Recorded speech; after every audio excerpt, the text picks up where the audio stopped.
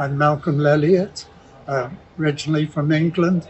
I did my apprenticeship originally with the Royal Aircraft Establishment in Farnborough, back in England, and worked on fighter armaments after that.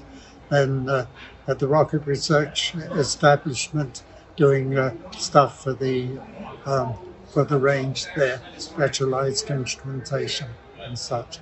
And then after that, worked on nuclear and fossil power plants back in this country. The next step, getting all the painting complete, and that would depend on weather and also availability of the painter. And then once all of the painting's done, we can start putting things together and getting the radio and ADSB installed.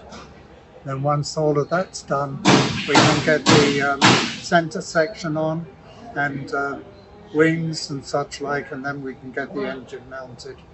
And there's still quite a bit to be done as far as instrumentation, engine instrumentation, which I didn't want to start work on yet until we've got the engine underway. As soon as we can open up the engine and find out exactly what we've got and what we need, then I can complete that.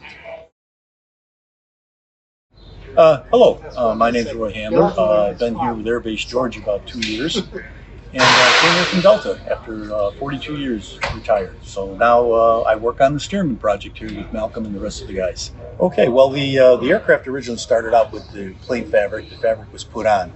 The fabric was then coated with the waterproofing, which is the bluish purple, bluish green color you see, and then after that it gets cross-coated with UV protection. After that, because of the color we were using, the yellow, we put 2 coats of white primer on so that the yellow would be much better looking against the white than it would be against the gray.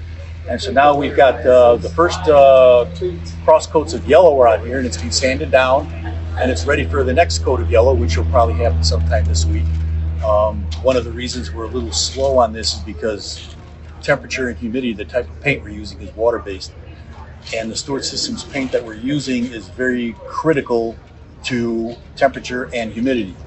And so we've had to wait a while to get the humidity and temperature right where we could actually paint the aircraft and not have it run or orange peel, things like that. So that's what we've been dealing with recently. Other than that, we're pretty much ready to go. We should get some painting done more painting done this week, and we'll see what happens. Hello, I'm Jane Simpson, and I help out with the education around here. And this is our Stearman in progress. And it's really important to the ladies here at the hangar because it was dedicated to Rosie the Riveter. So what we do is we can use this airplane once it's all put together, and we can educate people as to the materials that were used, how the Rosies participated in World War II. So for a lot of reasons, it's an excellent educational tool, and that's one reason why we think it's such an important item to have at the hangar. This is the Stearman center section and fuel tank. You see the fuel fill right here. And the yellow stuff laying all over is things that have already been painted and are ready to install. And we're running out of space, so that's why we got some things stacked up. Flying wires are here. Right over here is the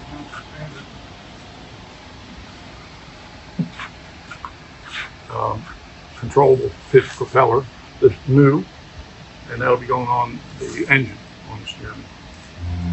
These are all the awaiting for final paint wings and flight controls for the PT-17 project. The white on there is because we want the yellow paint when it gets put on to have actually pop. Put it on over a dull gray, which the ultraviolet coat was. It'll be a whole white, not the same bright yellow. So all this is just waiting to get in the paint booth as soon as the weather and everything cooperates. And the rest of it's going pretty good.